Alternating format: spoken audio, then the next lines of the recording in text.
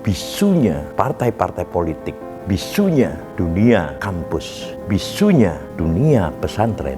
Inilah yang menyebabkan suara-suara yang dicetuskan dan disalurkan oleh MH Ainun Najib dan Rocky Gerung, suara yang memberikan keseimbangan kekuasaan. Kenapa Rocky Gerung dan MH Ainun Najib itu masih perlu kita dengar?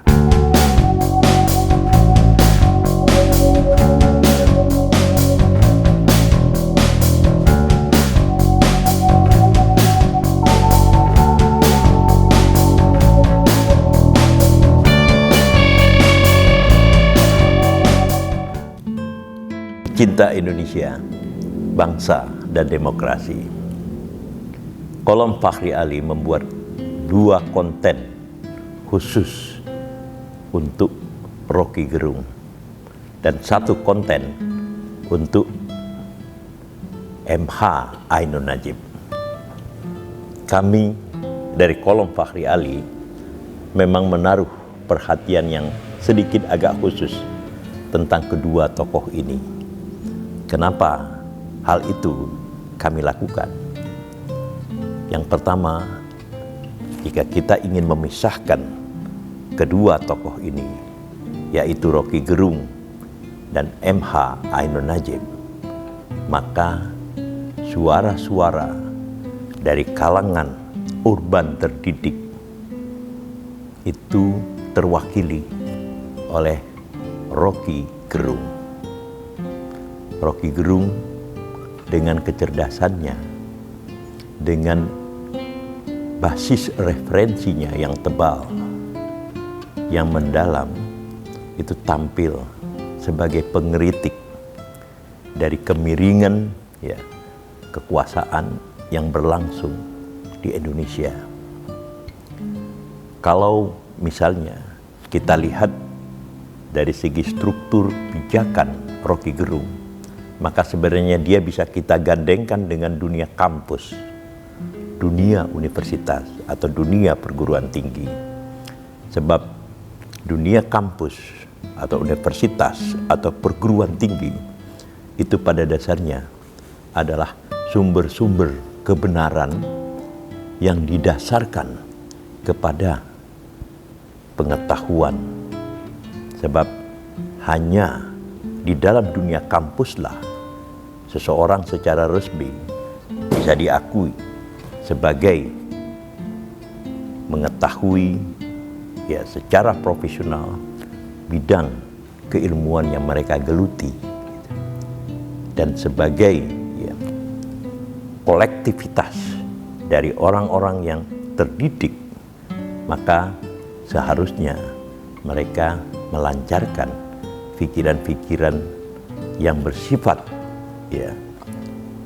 atraktif terhadap sistem gagasan dan tingkah laku politik kekuasaan yang berlangsung selama ini.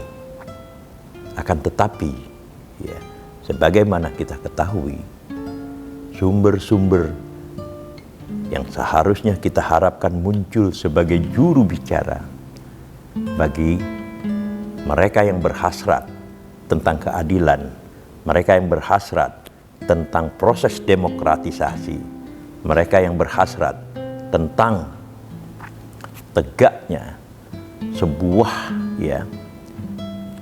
justice, sebuah keadilan yang bisa dibagi dan dirasakan oleh seluruh pihak, itu tidak muncul dari kalangan kampus.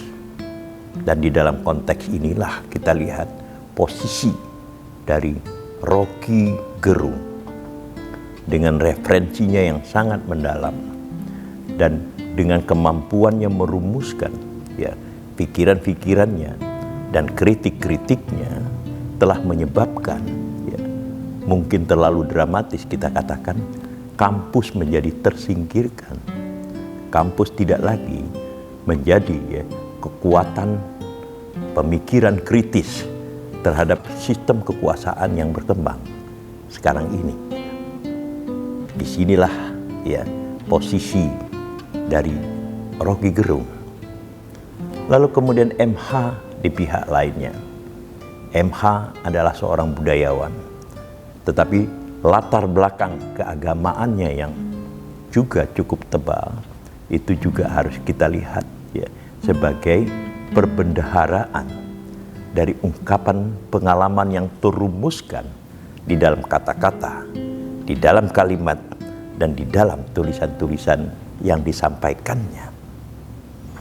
MH di dalam konteks ini, counterpartnya secara sosiologis mestinya adalah dunia pesantren. Tentu ya kita pahami bahwa ya kiai-kiai yang memimpin pesantren-pesantren yang bertebaran di seluruh Indonesia itu secara keilmuan lebih tinggi daripada MH Ainun Najib. Akan tetapi ya, di dalam proses-proses kehidupan yang kita lihat dewasa ini, atau mungkin juga ya sejak dahulu kala, pesantren terisolasi dari pergolakan-pergolakan pemikiran dan pergolakan-pergolakan kontestasi kekuasaan pada tingkat nasional. Kontestasi kekuasaan pada tingkat nasional yang memunculkan struktur kekuasaan baru itu belum tentu merupakan sesuatu yang ideal. Inilah mungkin ya yang kita harapkan ada suara-suara yang berlangsung atau yang dicetuskan atau yang disalurkan oleh dunia pesantren kepada cakrawala politik nasional dewasa ini. Akan tetapi kita telah ketahui bahwa ya suara-suara yang kita harapkan dari dunia pesantren itu tidak ya muncul ya, di dalam bentuk atau seideal seperti yang kita harapkan. Disinilah posisi MH Ainun Najib sebagai budayawan, sebagai sastrawan, dan ya dengan pengetahuan keagamaan yang relatif bisa dipertanggungjawabkan, MH tampil dengan suara-suara yang membuat orang menengok kepadanya, yang membuat orang memperhatikan suara-suaranya, yaitu kritik-kritik yang perlu kita dengar, perlu kita lihat untuk menyadari bahwa ada kemiringan di dalam proses-proses kekuasaan. Maka keseimbangan kekuasaan ya, di dalam konteks artikulasi ya, informasi, artikulasi gagasan itu bisa kemudian kita harapkan muncul dari MH Ainun Najib. Nah, kalau mungkin kita perlu tambahkan adalah bahwa kekosongan yang juga diisi oleh Rocky Gerung dan MH Ainun Najib itu adalah karena kebisuan dari partai-partai politik. Partai-partai politik kita tahu secara teoritis itu pada dasarnya adalah agregasi dari ya harapan-harapan rakyat. Harapan-harapan rakyat tentu tentang kebaikan.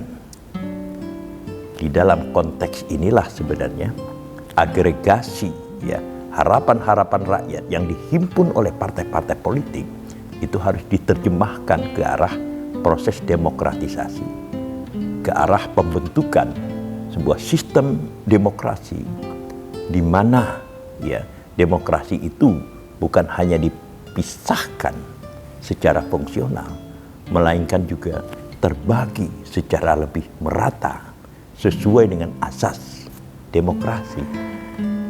Nah, bisunya partai-partai politik, bisunya dunia kampus, bisunya dunia pesantren, inilah yang menyebabkan ada selalu ya keinginan agar supaya suara-suara yang dicetuskan dan disalurkan oleh MH Ainun Najib dan Rocky Gerung itu akan tetap berada bersama kita, karena kita memang ingin melihat suara seimbang, suara yang memberikan keseimbangan kekuasaan dari artikulasi, gagasan, diseminasi informasi dan seterusnya yang pada umumnya itu berada dari kalangan atau mereka yang berkuasa. Disinilah kemudian kami berpendapat bahwa kenapa Rocky Gerung dan MH Ainun Najib itu masih perlu kita dengar suara-suara dari mereka.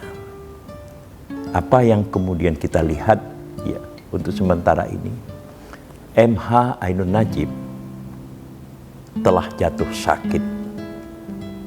Kita tidak tahu informasi perkembangan mutakhir tentang MH Ainun Najib. Apakah tokoh ini yang unik di dalam sejarah Jawa, modern, seperti yang kami kemukakan di dalam konten kami tentang MH Ainun Najib beberapa waktu yang lalu, itu telah menjadi jauh lebih sehat dari sebelumnya. Akan tetapi kami selalu berdoa agar MH mendapatkan kesehatan seperti yang dimiliki semula, agar supaya walaupun tidak di dalam suatu proses yang diorkestrasikan, suara MH dan suara Rocky Gerung itu akan tetap kita dengar di dalam sistem kekuasaan sekarang ini maupun di dalam sistem kekuasaan mendatang pasca 2024.